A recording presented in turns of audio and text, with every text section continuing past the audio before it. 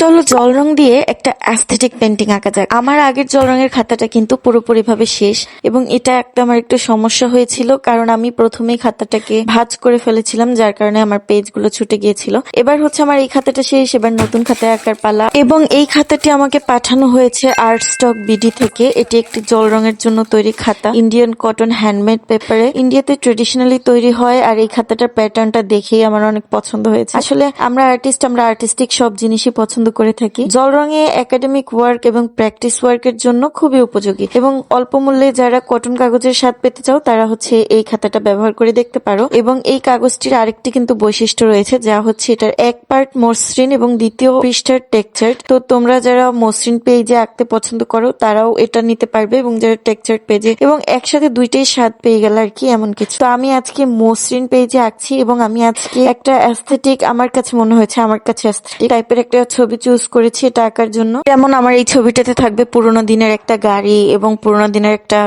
Bungalow Haveli type, তো এমন কিছু। তো আমার কাছে মনে হলো যে একটু অ্যাস্থেটিক ভাইব আসছে, এবং এই কটন প্যাডে কিন্তু তোমরা অনেক সুন্দর অ্যাস্থেটিক টাইপ ছবিগুলো আঁকতে পারবে, কারণ এটার ভাইবই কেমন যেন অ্যাস্থেটিক লাগে আমার কাছে। তো কটন প্যাডে সত্যি বলতে আমি প্রথমবার আঁকছি, সেই হিসেবে আমার এক্সপিরিয়েন্স খুবই ভালো হয়েছে এটার সাথে। আমি হয়তো নেক্সট ডে এগুলো আরো পারচেস করব। তো তোমরা যারা এগুলো নিতে চাও আর্ট স্টক বিডি থেকে নিতে পারো, এবং অল্প মূল্যে সেখানে কটন প্যাড গুলো পেয়ে যাবে। এবং এখানে কিন্তু তোমরা দেখতেই পাচ্ছ যে আমি কিভাবে এঁকেছি। প্রথমে হালকা হালকা রঙের লেয়ার দিয়ে এঁকে নিয়েছি, তারপর ধীরে ধীরে একটু গাঢ় করছি, আর শেষে আমি কি করব, আমি একটু কলম দিয়ে এঁকে দিব। কারণ হচ্ছে আমার অনেকক্ষণ আঁকতে আঁকতে আমার মনে হয়েছিল যে এটা যদি কলম দিয়ে লাইনিং করি তাহলে ভালো হবে, আর যেমন লুজিং ওয়াটার কালার টাইপ। তো শেষে আমি একটু এখানে কলমেরও ছোঁয়া দিয়েছি। তার আগ পর্যন্ত আমার যতখানি ডিটেলস দিতে ইচ্ছে করেছে আমি সুন্দর মতো ডিটেলস দিয়ে নিয়েছি, এবং পরবর্তীতে শেষে আমি এটার ফাইনাল টাচটা দিয়েছি কলম দিয়ে। এবং দেখো, কলম দিয়ে আঁকার পরও কিন্তু এটা তেমন একটা খারাপ দেখা যাচ্ছে না, কলমের আঁকাটা তেমন একটা বোঝাই যাচ্ছে না, বরং আমার কাছে ভালোই লাগছে। তোমাদের কাছে কেমন লাগলো জানাতে ভুলবে না। আর এই টাইপের আর্টও কিন্তু আমি প্রথমবার করলাম, আর আমার কাছে খুবই ভালো লেগেছে। আমি প্রসেসটা খুবই এনজয় করেছি। আমি সচরাচর বলি না যে আমার আর্ট আমার কাছে পছন্দ হয়, কারণ আমার আর্ট আমার কাছে কখনোই পছন্দ হয় না। এটাও যে আমাকে অনেক বেশি স্যাটিসফাইড করতে পেরেছে এমন না, তবে আমার ভালো লেগেছে। যখন এঁকেছি তখন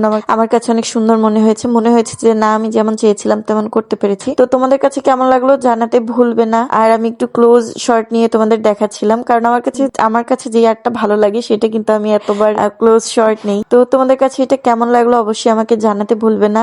আর এই সেম খাতা এবং পেন্সিল তোমরা পেয়ে যাবে আর্ট স্টক বিডিতে। আর যারা যারা অনেক ইন্টারেস্টেড ছিলে আমার কাপড়ের রং নিয়ে, তারা অবশ্যই ইন্টারেস্টেড যে আমি কাপড়ে কিভাবে কি করব, কি আঁকবো এবং কি রিভিউ দিব তোমাদের কালার গুলোর। তো সেটা দেখার জন্য তোমরা আমার পেজে চোখ রাখবে। আর আজকের আর্ট সম্পর্কে কিছু ভালো খারাপ মন্তব্য অবশ্যই করে যেও।